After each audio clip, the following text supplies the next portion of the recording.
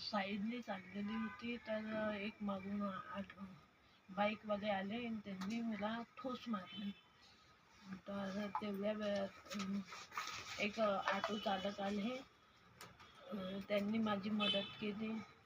Vidarbha auto Vidarbha auto चालक union Vidarbha प्रदेश पदाधिकारी गजानन मनस्कर यांनी मागून माझी मदत केली आणि दवाखान्यात सोडले. आणि परत घरी पण आणलं, घरी पण सोडलं.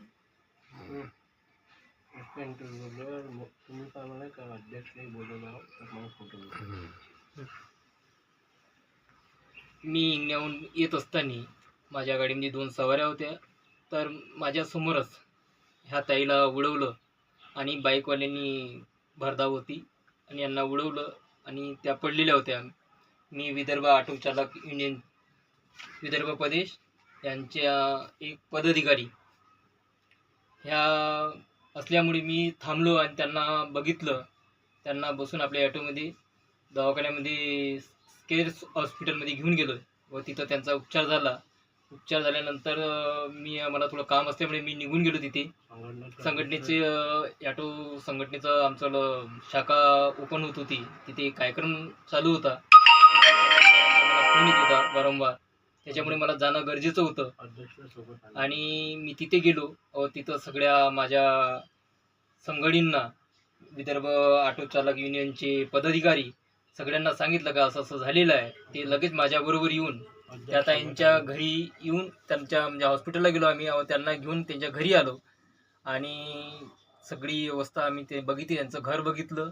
एक छोट्याच्या खोलीमध्ये राहतात, 2 मुलं आहेत त्यांना, आणि त्याचा हातावरती आणि पानावरती खाणं. पण त्या ज्या माणसाने उडवलं त्यांनी दवाखान्याचेच पैसे दिले, पण त्यांना आर्थिक मदत काहीच केली नाही. आणि त्यांच्याकडे 2 मुलं, सगळे त्यांच्या वेळेवरती कामावर जाणे.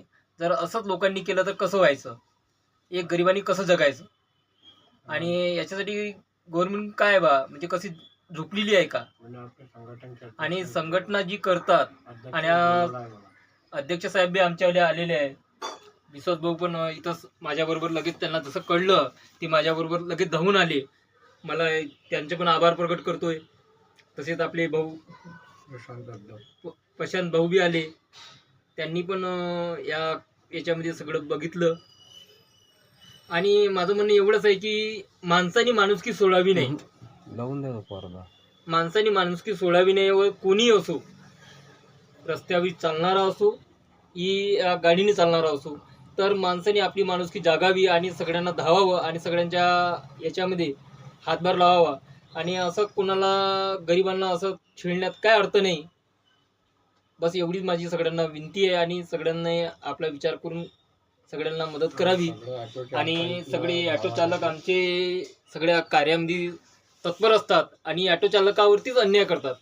एक ऑटो चालकांनी जर थोडंसं काही झालं तर त्याची कॉलर पकडून त्याला खिचतात, मारतात, झोडतात. हे योग्य का?